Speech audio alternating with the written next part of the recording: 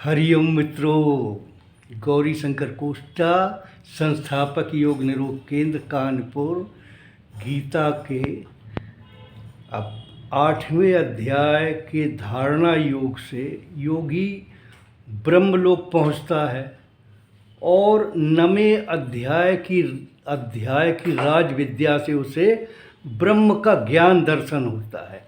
तो इस संदर्भ में परमादरणीय गुरुदेव गीता मर्मज्ञ डॉक्टर राजेंद्र कुमार मिश्र जी मेरे साथ हैं और वो मेरी शंकाओं का समाधान करेंगे। आदरणीय मिश्र जी।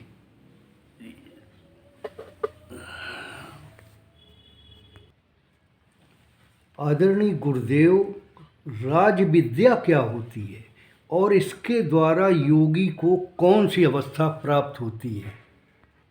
जी, राज विद्या या राजयोग उपासना की एक पद्धति है जिसमें उपासना के अर्थ होते हैं कि उप आसन, गुरु के समीप आसन पर बैठकर गुरु के सत्संग से, उनके शक्तिपात से परमात्मा के स्वरूप का ज्ञान होता है और ज्ञान हो जाने के बाद उसका प्रत्यक्ष अनुभव होता है।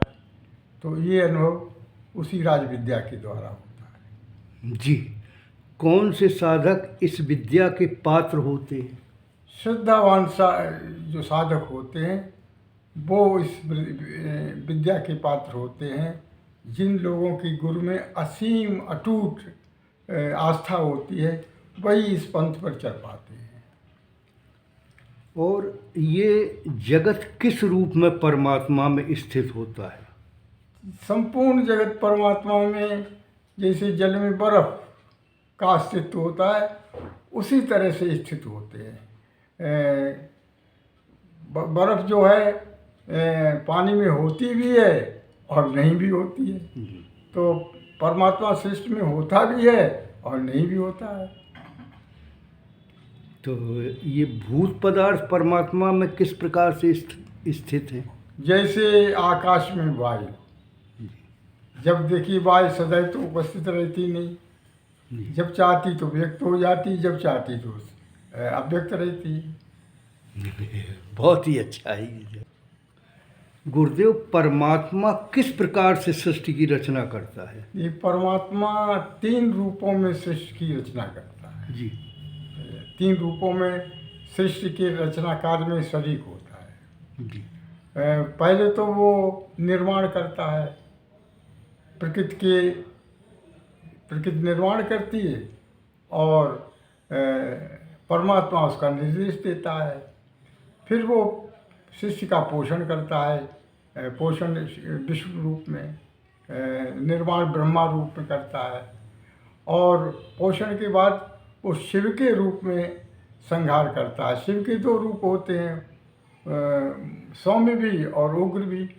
उग्र रूप में वो सृष्टि का संहार करते हैं और सौम्य रूप में वो सृष्टि के बीज की सुरक्षित रखते हैं।